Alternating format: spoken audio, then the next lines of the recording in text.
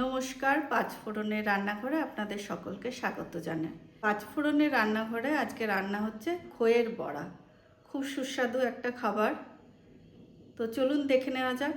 খই তো অবশ্যই লাগছে চালের গুঁড়ো, নারকেল কুচি, কাজু আর কাঠবাদাম কুচোনো, তিল, শুকনো খোলায় একটু টেলে নিয়েছি, আছে কিশমিশ কুচোনো, চীনাবাদাম কুচোনো, কাঁচা লঙ্কা কুচোনো, আর অবশ্যই লাগছে লবণ আর চিনি।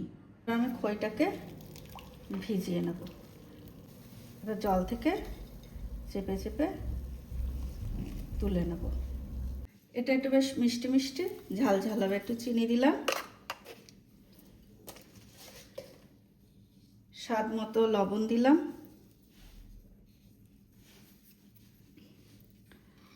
এবার একে একে সব জিনিসগুলো দিয়ে দেবো। নারকেল কুচোনো, কাজু কাঠবাদাম কুচোনো, সাদা তিল, চীনাবাদাম কুচোনো, কিশমিশ কুচোনো, লাল লঙ্কা কুচোনো।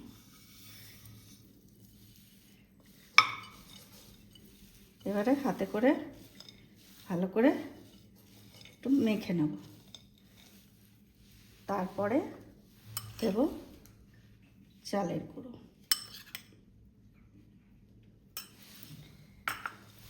এটা মেখে নিয়ে আপনাদের কাছে আসছি।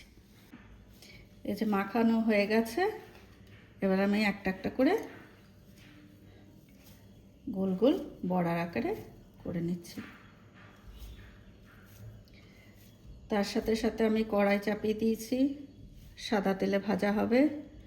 সাদা তেল গরম হতে দিয়ে দিয়েছি।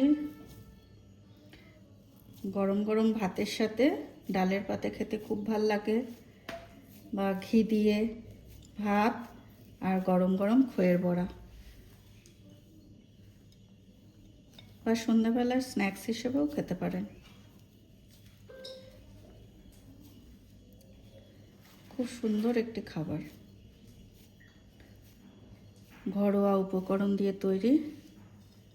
হ্যাঁ, তেল তো বেশ গরম হয়ে উঠেছে। এবার আস্তে আস্তে আমি বড়াগুলো ছেড়ে দেবো।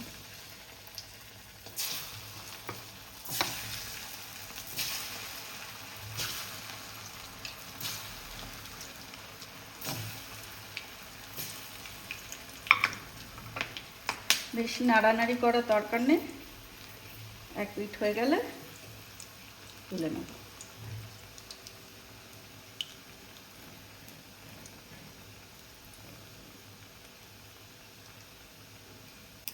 এই যে কি সুন্দর বাদামি হয়ে আসছে, আর একটু হবে ভাজা, তারপরে আমি তুলে নেব।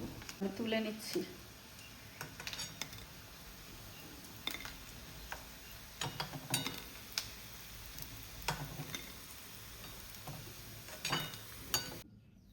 আমার তৈরি হয়ে গেল খইয়ের বড়া, অতি সুস্বাদু। ওপর থেকে একটু তিল ছড়িয়ে দিলাম। তো কেমন হয়েছে দেখতে, আর আপনারা নিজেদের বাড়িতে বানিয়ে খাবেন, তারপরে আমাকে অবশ্যই করে জানাবেন যে কেমন হলো। Please like, comment, share. নমস্কার।